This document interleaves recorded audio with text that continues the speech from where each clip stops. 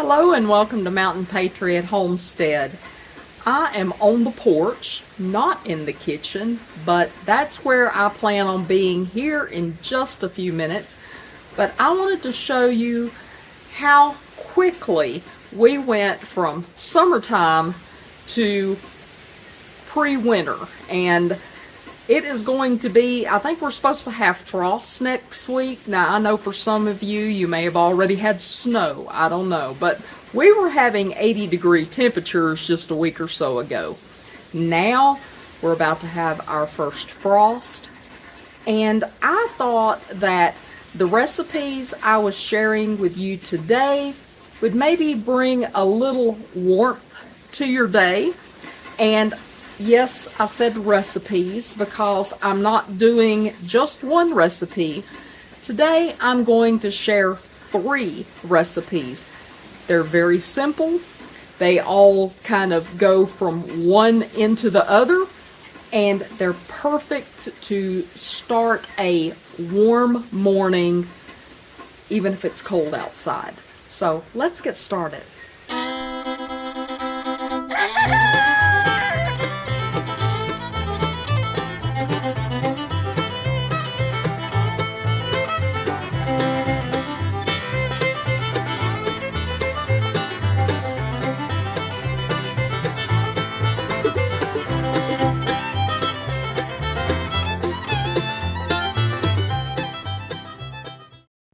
Our first recipe is going to be homemade pumpkin pie spice.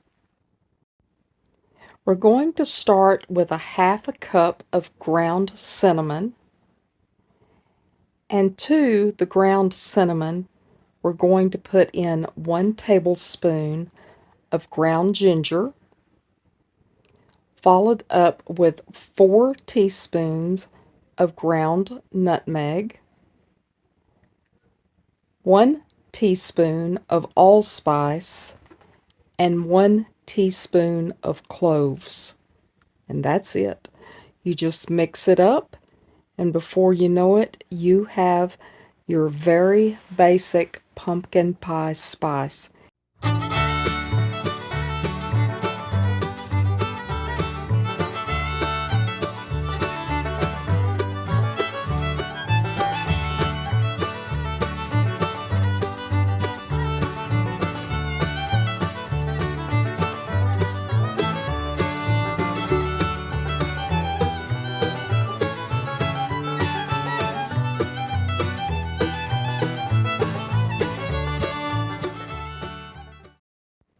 Recipe number 2, pumpkin spice syrup.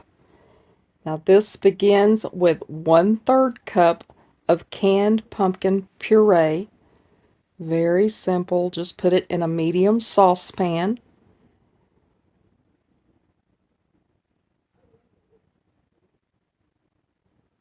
To that, you're going to add 1/2 cup of just white granulated sugar.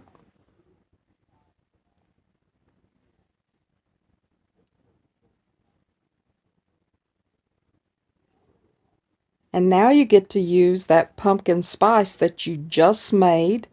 Just put in 1 1/4 teaspoons of that pumpkin pie spice, or pumpkin spice. And then 1 1/4 cup of water. And that's it. And in that medium saucepan, you're going to mix this up well. Now, because those spices, it's kind of like mixing up powdered cocoa. It seems like it's not going to mix, but just keep stirring and it will be dissolved down into the water. It'll stir up. And you're going to put this over a medium-high heat because you want to bring this up to a gentle boil.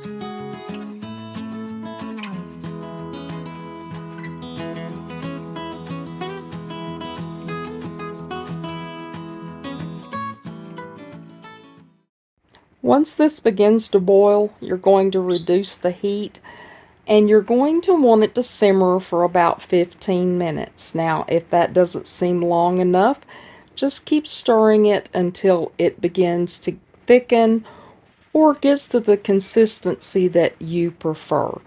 But you don't have to stir it constantly, only occasionally, because you don't want it boiling and then sticking to the bottom of your pan.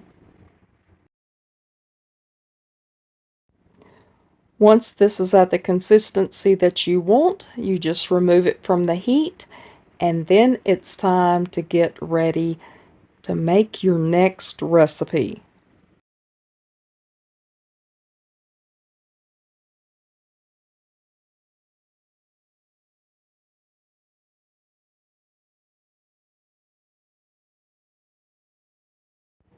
Recipe number 3 is the cream cheese pancakes.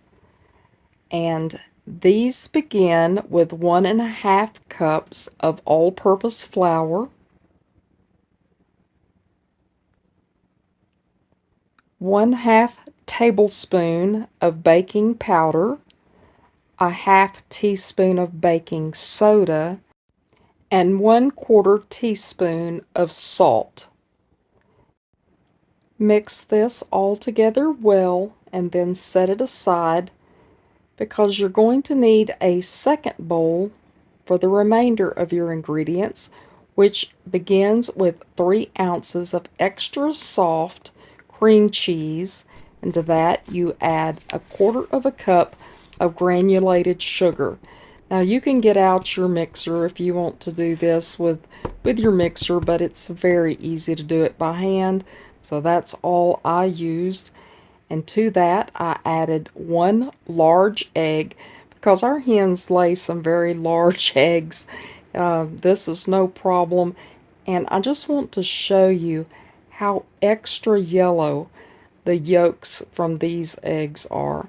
So beautiful, makes such pretty color in any of our baked goods, and it's just I know it may sound kind of strange to brag on the hens, but this is such a beautiful color from these eggs. So just 1 large egg is all you need for this recipe. Now this recipe can be doubled if you want to, if you need extra pancakes, but for my husband and I, this is more than enough.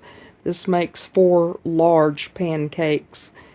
Again, if you need to double it, triple it, by all means, do your math, and you can make as many pancakes as you want.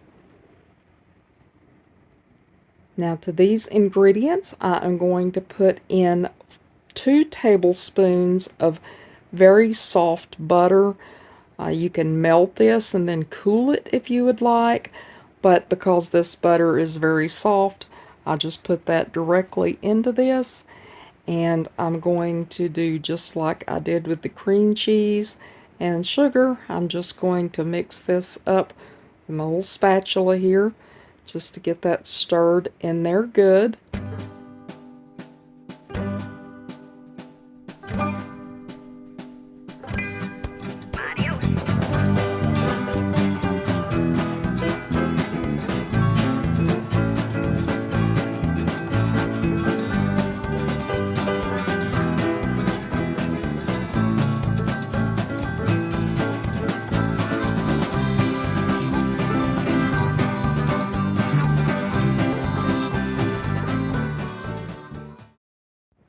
And the final ingredients are a couple of teaspoons of vanilla extract and then 3/4 cups of milk.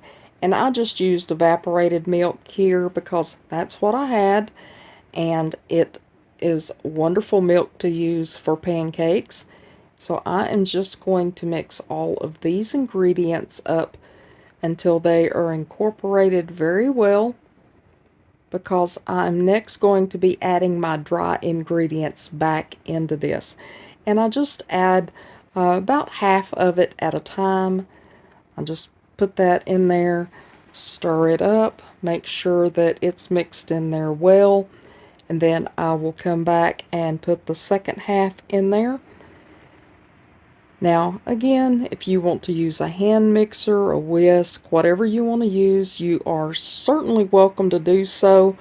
You can even make them lighter and fluffier if you want to beat them and just whip them up higher. But, you know, I've got my spatula out and it does a perfect job at mixing all of this together.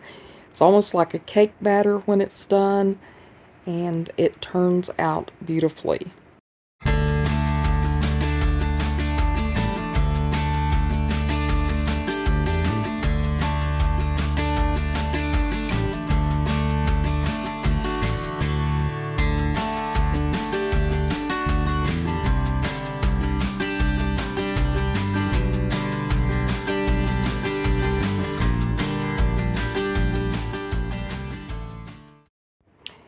And a little butter goes onto the bottom of my skillet that I'm getting ready to make my pancakes in, getting it heated up so when I get them in there, it is going to make those golden brown pancakes that we all love.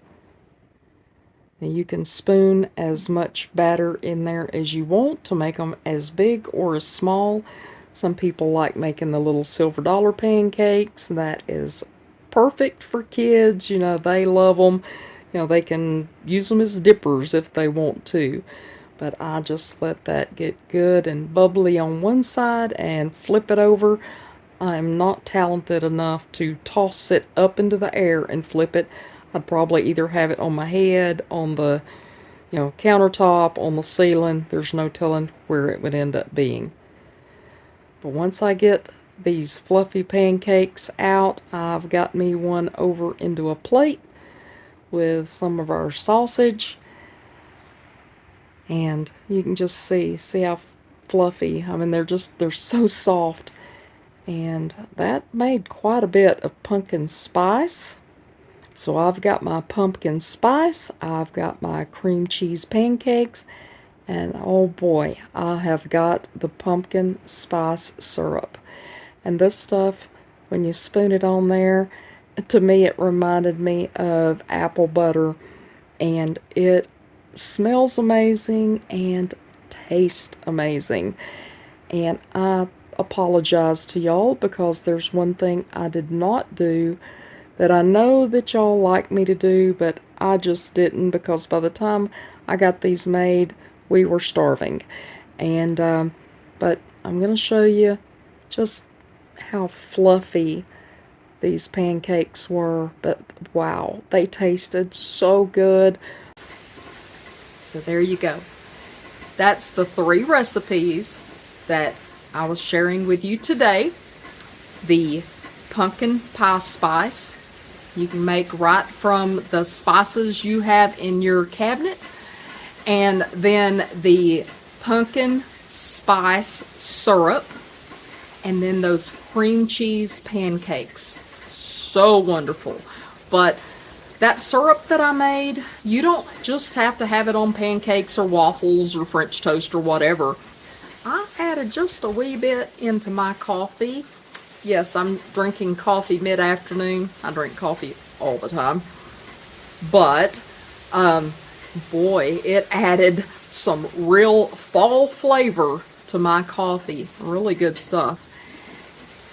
And since it doesn't look like the rain is going to stop for the rest of the afternoon, I'm going to go back in that house where it's warm, where the wind's not blowing, where the rain's not blowing, and I'm just going to enjoy some time with my hubby. And I'm glad that y'all joined and shared some time with me today. And I just want to tell you that I love you, and I hope that you come back again real soon. Mountain Patriot Homestead, signing out.